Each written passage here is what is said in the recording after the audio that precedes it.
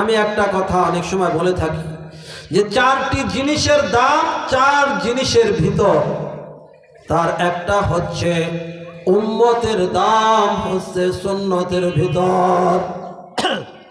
আমরা যে রাসূলের উম্মত, আমাদের ভিতর কতটুকু সুন্নত আছে একটু ভেবে দেখুন।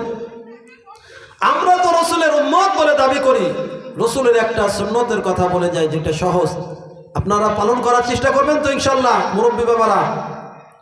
এই যে হাতে আমার কি মিসওয়াক, এই মিসওয়াক রাসূলের সুন্নাত। এই মিসওয়াক করার অনেক অনেক ফজিলত। রাসূল পাক সাল্লাল্লাহু আলাইহি ওয়াসাল্লাম বলেছেন যে মিসওয়াক করার দ্বারা অনেক অনেক লাভ, তার ভিতর সর্বনিম্ন লাভ হচ্ছে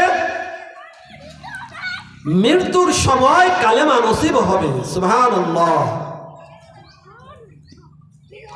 মৃত্যুর সময় যদি কাহারো কালেমা নসিব হয়, তাহলে সে যদি 1000 বছর দুনিয়ায় বেঁচে থাকে, তাহলে আল্লাহ পাক তার পিছনের সমস্ত গুনাহ খাতাগুলো মাফ করিয়া দিবেন। সুবহানাল্লাহ। এই মিসওয়াকের সর্বনিম্ন লাভ হচ্ছে মৃত্যুর সময় কালেমা নসিব হবে। 2 নম্বর অর্থাৎ সবচেয়ে বড় লাভ হচ্ছে আল্লাহ পাক রব্বুল আলামিন ওই মিসওয়াক করনেওয়ালার উপর রাজি খুশি হয়ে যাইবে। সুবহানাল্লাহ। দুনিয়ার আল্লাহ পাক রব্বুল আলামিন যদি কোনো ব্যক্তির উপর রাজি খুশি হইয়া যায়, তাহলে আর তার কিছুই প্রয়োজন নাই। আমাদের শামসুল হক ফরিদপুরি রহমাতুল্লাহি আলাইহি বলেছেন, দুনিয়ার কোনো ব্যক্তি যদি দুনিয়ার সব কিছুই পেয়ে যায় আর আল্লাহ পাক রব্বুল আলামিনকে না পায়, তাহলে সে কেমন যেন কিছুই পাইল না।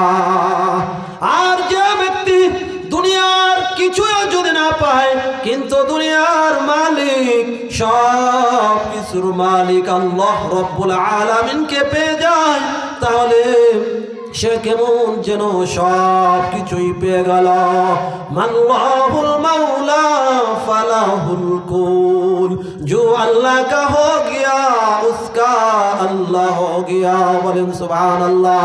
সেই জন্য আমরা মাওলা পাক রব্বুল আলামিনকে যদি হতে, মাওলা পাকের যদি হইতে চাই, তাহলে আল্লাহ ওয়ালাদের সহবতে আসতে হবে। সহবতে সালেহ তোরা সালেহ কুনাত, সহবতে তালেহ তোরা তালেহ কুনাত। সৎ সঙ্গে স্বর্গবাস, অসৎ সঙ্গে সর্বনাশ। কবি অন্যত্র বলতেছেন, আই বিরাদান দূরে বাসা জিয়ারে বাদ, ইয়ারে বদ বত্তর বুয়াদ আজমারে বাদ।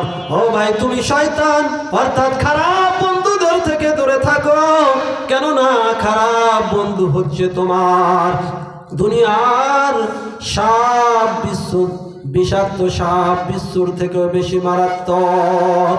কারণ দুনিয়ায় যদি একটা সাপ বিচ্ছু দংশন করে, তারপরে হয়তো আপনার সবচেয়ে জীবনটা শেষ হয়ে যাইবে, আপনি মারা যাইবেন। কিন্তু যখন